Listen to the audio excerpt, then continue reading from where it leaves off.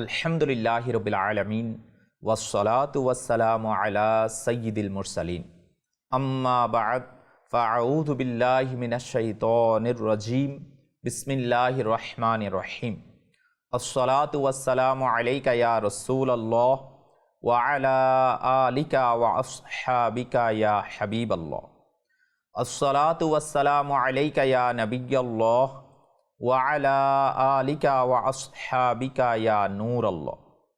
প্রিয় ইসলামী ভাইরা ও মাদানী চ্যানেলের দর্শক শ্রোতা, উপস্থিত হয়েছি আবারও অনুষ্ঠান আমার দায়িত্ব নিয়ে। দ্বীন-ই ইসলামের কিছু সৌন্দর্য রয়েছেন, আর এই সৌন্দর্যগুলো ফুটে ওঠে কখন?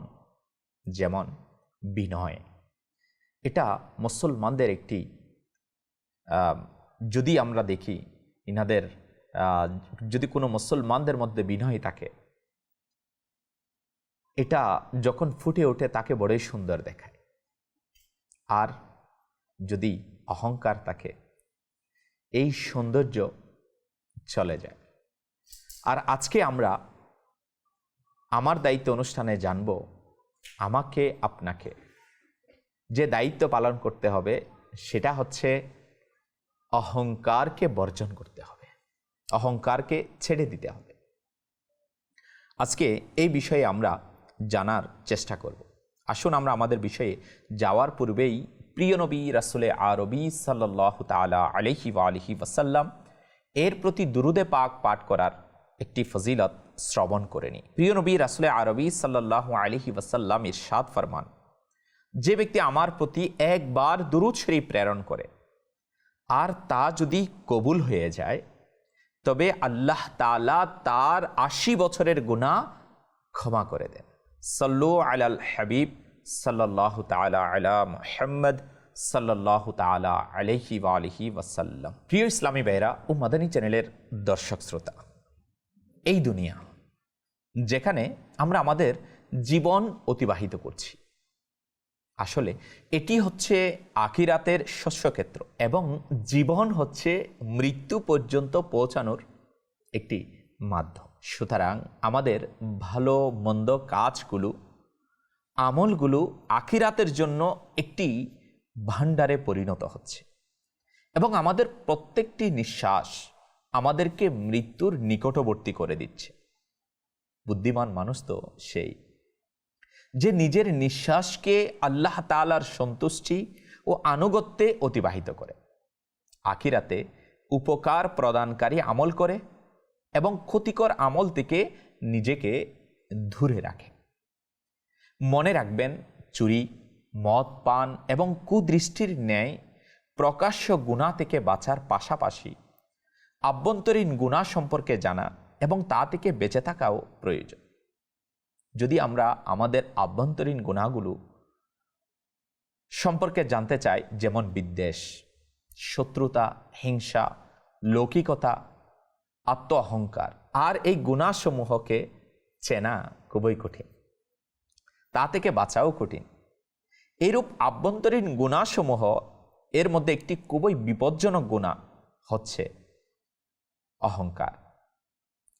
আমার দায়িত্ব এই অহংকার থেকে বেঁচে থাকা, অহংকারকে ছেড়ে দেওয়া, অহংকারকে বর্জন করা। অহংকার এটা এমন এক ধ্বংসাত্মক রোগ যা অসংখ্য গুনাহকে নিজের সাথে নিয়ে আসে এবং অসংখ্য মঙ্গল থেকে মানুষকে বঞ্চিত করে দেয়। যেমনিভাবে হুজ্জাতুল ইসলাম হযরত সাইয়্যিদুনা ইমাম মুহাম্মদ বিন মুহাম্মদ গাজ্জালী রাহমাতুল্লাহি তাআলা আলাইহি বলেন, অহংকারী ব্যক্তি যা কিছু নিজের জন্য পছন্দ করে, নিজের মুসলমান ভাইয়ের জন্য তা পছন্দ করতে পারে না।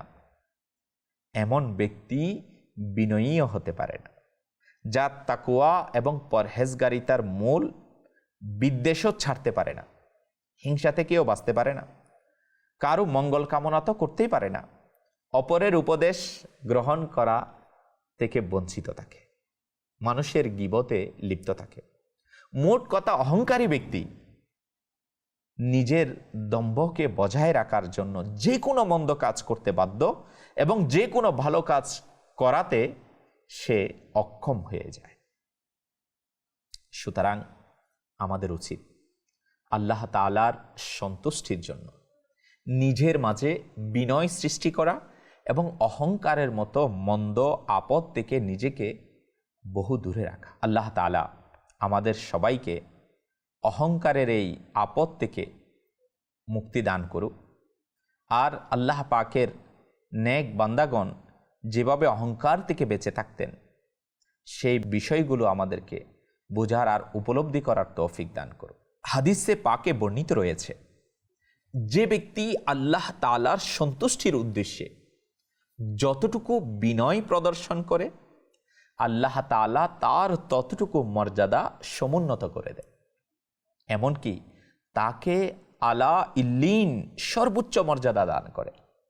আর যে ব্যক্তি আল্লাহ তাআলার সমকক্ষতায় যতটুকু অহংকার করে, নাউজুবিল্লাহ, আল্লাহ তাআলা তাকে ততটুকু অধপতিত করে দেন, এমনকি তাকে আসফালুস সাফিলিন সর্বনিম্ন স্তরে নামিয়ে দেন। অপর এক হাদিসে পাকে বর্ণিত রয়েছে, যে আপন মুসলমান ভাইয়ের সামনে নম্রতা অবলম্বন করবে আল্লাহ তাআলা তাকে উন্নতি দান করবেন, এবং যে তার সামনে নিজের বড়ত্ব প্রকাশ করবে আল্লাহ তাআলা তাকে অপমানিত করে দিবেন। প্রিয় ইসলামী ভাইয়েরা ও মাদানী চ্যানেলের দর্শক শ্রোতা, এই হাদিসে মুবারকাসমূহে নিজেকে উত্তম ও উচ্চ মনে করা ব্যক্তিদের জন্য চিন্তার বিষয় বিদ্যমান রয়েছে। যে ব্যক্তি অহংকারের কারণে আল্লাহ তাআলার নিকট অপমান ও অপদস্থ হয়, তার দুনিয়ার সম্মান ও প্রভাব নিশ্চয়ই কোনো কাজের নয়। কেননা আসল সম্মান ও প্রভাব তো এটাই যে বান্দা আল্লাহ তাআলার সন্তুষ্টির উদ্দেশ্যে বিনয় অবলম্বন করে এবং তার দরবারে সম্মানিত ও বৈশিষ্ট্যমণ্ডিত হয়ে যায়। বিনয় অবলম্বন করা এবং অহংকারের ধ্বংসযোগ্যতা থেকে বাঁচার প্রেরণা নিজের অন্তরে সৃষ্টি করতে অহংকারের নিন্দা সম্পর্কে আল্লাহ তাআলার বাণী শ্রবণ করি। 14তম পারা সূরা নাহলের 23 নম্বর আয়াতে শিক্ষণীয় ইরশাদ হচ্ছে, বিসমিল্লাহির রহমানির রহিম, ইন্নাহু লা ইউহিব্বুল মুস্তাকবিরিন। আল্লাহ পাকের ফরমান, কনজুল ঈমান থেকে অনুবাদ, নিঃসন্দেহে তিনি অহংকারীদের পছন্দ করেন না। আল্লাহ পাক 24তম পারা সূরা মুমিনের 35 নম্বর আয়াতে রব্বুল আলামিন ইরশাদ ফরমান, বিসমিল্লাহির রহমানির রহিম, কাযালিকা ইয়াতবাউল্লাহু আলা কুল্লি কলবি মুতাকাব্বিরিন জাব্বার। কনজুল ঈমান থেকে অনুবাদ, আল্লাহ এভাবেই মোহর করে দেন অহংকারী ও অবাধ্য ব্যক্তির সমগ্র অন্তরের উপর। আল্লাহ আল্লাহ। দুর্ভাগ্যজনকভাবে এইরূপ সতর্কবাণীর পরও অনেক মূর্খ লোক দম্ভ ও অহংকারের নেশায় এমনভাবে মত্ত থাকে যে গরিব, ফকির, মিসকিন, এতিম এমনিভাবে দিনই ও দুনিয়াবি দিক দিয়ে নিজের চেয়ে কম মর্যাদাবানদের প্রতি সম্মান করা, তাদের সালাম করা বা তাদের সালামের উত্তর দেয়া, তাদের সাথে আপনি বলে সম্বোধন করা, তাদের পাশে বসা বা তাদেরকে নিজের সাথে বসানো, তাদের ওখানে কোনো অনুষ্ঠানে অংশগ্রহণ করা বা তাদেরকে নিজের এখানে কোনো অনুষ্ঠানে দাওয়াত দেওয়া, তাদের সাথে ভুল হয়ে যাওয়াতে ক্ষমা চাওয়া, তাদের সাথে বসে খাবার খাওয়া বা নিজের সাথে বসিয়ে খাওয়ানো, তাদের সাথে সম্পর্ক রাখা এবং তাদের সাথে সদ্ব্যবহার করা ইত্যাদি নিজের সম্মানের খেলাপ মনে করে। যদি কোনো দয়ালু মুসলমান তাকে মন্দ কাজে লিপ্ত দেখে উপদেশ দেয় বা ভুলে কোনো মুসলমানের মুখ থেকে তাদের সম্মান বিরোধী কোনো কথা বের হয়ে যায়, তবে এই বেচারার তো দুর্ভাগ্যই এসে যায় এবং তাকে সবার সামনে কঠিন কথা শোনানো হয়। যেমন, আমাকে চেনো না, আমি কে? তোমার সাহস কিভাবে হলো আমার সামনে উচ্চস্বরে কথা বলার? নিজের অবস্থা তো দেখো, 2 টাকারও নয়, আর আমাকে উপদেশ দিতে এসেছ। 2 মিনিটেই শিশুকালের দুধের কথা স্মরণ করিয়ে দেবে, ইত্যাদি ইত্যাদি বলে আল্লাহ পাকের পানা নাজেহাল করার চেষ্টা করে। মনে রাখবেন, সম্পদ ও রাজত্ব, পদ ও মর্যাদা, স্বাস্থ্য ও শক্তি, জাত ও বংশ, প্রভাব ও প্রতিপত্তি ইত্যাদি সবই ক্ষণস্থায়ী ও ধ্বংসশীল। সুতরাং এই জিনিসের অহংকারে লিপ্ত হয়ে মুসলমানকে নিকৃষ্ট মনে করা ব্যক্তিদের উচিত যে সে যেন দম্ভ ও অহংকারের ক্ষতিসমূহ নিজের দৃষ্টিতে রাখে এবং বিনয় ও নম্রতা অবলম্বন করে। আল্লাহ তাআলার সৃষ্টির প্রতি সহানুভূতির প্রেরণা নিজের অন্তরে সৃষ্টি করুন। নয়তো মনে রাখবেন, যদি অহংকারের কারণে জাহান্নামে নিক্ষেপ করে দেয়া হয়, তবে আল্লাহ পাকের কসম, জাহান্নামের আযাব সহ্য করা যাবে না। আসুন না, দম্ভ ও অহংকার এর ধ্বংসলীলা সম্পর্কে প্রিয় নবী সাল্লাল্লাহু আলাইহি ওয়াসাল্লামের ফরমানে মোবারকা শ্রবণ করি। সুনানে তিরমিজি এর মধ্যে আসছে, ইরশাদ হচ্ছে, নিকৃষ্ট সেই ব্যক্তি যে নিজেকে ভালো মনে করলো এবং অহংকার করলো, আর সবচেয়ে উত্তম ও মহামহিম আল্লাহ তাআলাকে ভুলে গেল। আরও ইরশাদ হচ্ছে, নিশ্চয়ই জাহান্নামে একটি স্থান রয়েছে যাতে অহংকারীদের নিক্ষেপ করে উপর থেকে বন্ধ করে দেয়া হবে। আরও ইরশাদ হচ্ছে মুসনাদে ইমাম আহমদ বিন হাম্বল এর মধ্যে, অহংকারীদেরকে কিয়ামতের দিন পিঁপড়ার ন্যায় মানুষের আকৃতিতে উঠানো হবে, যে প্রত্যেক ছোট ছোট বস্তুই তার উপর প্রাধান্য লাভ করবে। অতঃপর তাদেরকে জাহান্নামের একটি জেলখানার দিকে হাঁকিয়ে নিয়ে যাওয়া হবে, যাকে বুলাস বলা হয়। সেখানে আগুন তাদেরকে আবৃত করে নিবে। শুধু তাই নয়, বরং তাদেরকে তিনাতুল খাবাল অর্থাৎ জাহান্নামীদের পুঁজ পান করানো হবে। মুসলিম শরীফের মধ্যে আসছে, যার অন্তরে সরিষার দানা পরিমাণ ঈমান থাকবে সে জাহান্নামে প্রবেশ করবে না, এবং যার অন্তরে সরিষার দানা পরিমাণ অহংকার থাকবে সে জান্নাতে প্রবেশ করবে না। হযরত আল্লামা আলী কারি রহমতুল্লাহি তাআলা আলাইহি এই হাদিসে পাকের আলোকে বলেন, জান্নাতে প্রবেশ হওয়া দ্বারা উদ্দেশ্য হচ্ছে যে অহংকার সহকারে কেউ জান্নাতে প্রবেশ করবে না, বরং আযাব ভোগ করার মাধ্যমে বা আল্লাহ তাআলার ক্ষমা ও অনুগ্রহে অহংকার ও সকল মন্দ স্বভাব থেকে পুত পবিত্র হয়ে জান্নাতে প্রবেশ করবে। প্রিয় ইসলামী ভাইয়েরা ও মাদানী চ্যানেলের দর্শক শ্রোতা, আমরা শুনলাম তো অহংকার কিরূপ ধ্বংসাত্মক রূপ। যে হতবাগার এই রূপ লেগে যায় তাকে ধ্বংসযজ্ঞতার গতিপথে এনে দাঁড় করিয়ে দেয় এবং অবশেষে জাহান্নামের হকদার বানিয়ে দেয়। সুতরাং নিরাপত্তা এর মধ্যে রয়েছে, আমরা যেন আমাদের এই দুর্বল দেহের প্রতি দয়া করি এবং জাহান্নামের ধ্বংসযজ্ঞতার প্রতি নিজেকে ভীতি প্রদর্শন করি। যখন ওই নফস ও শয়তান কোনো মুসলমানকে নিকৃষ্ট মনে করতে এবং দম্ভ ও অহংকার প্রদর্শন করতে উদ্বুদ্ধ করে, তখন মানুষকে তার অতীত, বর্তমান এবং আল্লাহ তাআলার দানের প্রতি চিন্তা করা উচিত যে পূর্বে আমিও অমুক অমুক নিয়ামত ও গুণ থেকে বঞ্চিত ছিলাম। আমার প্রতিপালক আল্লাহ তাআলার আমার প্রতি দয়া হলো এবং তিনি আমার মতো অযোগ্যকে নিজ নিয়ামত ও অশেষ গুণাবলী দ্বারা ধন্য করেছে। কিন্তু এই নিয়ামত এবং গুণাবলীর কৃতজ্ঞতা জ্ঞাপন করার পরিবর্তে এর অবাধ্যতা করে দম্ভ ও অহংকারের গুনাহে লিপ্ত হব। এমন তো নয় যে আমার বুদ্ধিহীনতা ও অকৃতজ্ঞতার কারণে এসব নিয়ামত আমার থেকে ছিনিয়ে নেওয়া হোক এবং যাকে আমি নিকৃষ্ট মনে করছি তাকে দিয়ে দেওয়া হোক। আয়াস নাম আমরা শুনেছি। সুলতান মাহমুদ গজনবী রহমতুল্লাহি তাআলা আলাইহি এর একজন সামান্য গোলাম ছিল। অতঃপর উন্নতি করতে করতে তার প্রিয় উজির হয়ে গেল। আয়াজের সফলতা দরবারের হিংসুকদের চক্ষুশূলে পরিণত হল। তারা সুযোগ খুঁজতে থাকত যে কোনোভাবেই আয়াজকে মাহমুদের দৃষ্টিতে মন্দ বানিয়ে দেয়ার। অবশেষে তারা একটি সুযোগ পেয়ে গেল। কি হলো?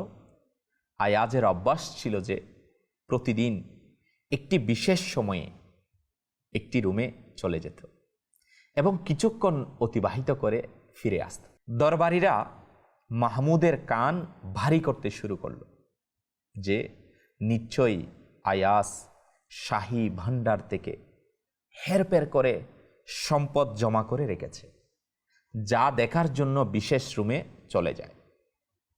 সে এই রুমে তালা লাগিয়ে রাখে এবং অন্য কাউকে ভিতরে প্রবেশ করার অনুমতি দেয় না। মাহমুদের যদিও আয়াজের প্রতি অগাধ বিশ্বাস ছিল, কিন্তু দরবারীদের আশ্বস্ত করার জন্য একজন উজিরকে বলল যে সেই রুমের তালা ভেঙে ফেল, সেখানে যা কিছু পাবে তা তোমাদের। উজির এবং অন্যান্য দরবারীরা আনন্দ চিত্তে আয়াজের রুমে গিয়ে ঢুকল। সেখানে একটি পুরনো ময়লাযুক্ত পোশাক এবং স্যান্ডেল ছাড়া আর কিছুই ছিল না। দরবারীদের চোখ খোলা হয়ে দরবারীদের চোখ বড় বড় হয়ে গেল। মাহমুদ আয়াজকে এই পোশাক ও স্যান্ডেল সম্পর্কে জিজ্ঞাসা করলে সে বলল, এগুলো আমার গোলামি অবস্থার স্মৃতি, যা দেখে দেখে আমি নিজের অতীতকে স্মরণ করি এবং নিজেকে বর্তমান উন্নতির কারণে অহংকারে লিপ্ত হতে দিই না।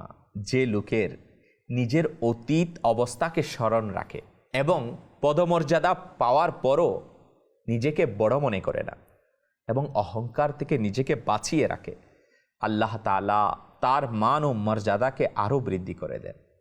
আসুন প্রিয় দর্শক শ্রোতা, আমরাও আমাদের দায়িত্ব, আমাদের জিম্মাদারি আদায় করি, অহংকারকে বর্জন করি, অহংকার থেকে নিজেকে বাছাই আর দাম্ভিকতা থেকে বেছে নম্রতা, বিনয় অবলম্বন করি।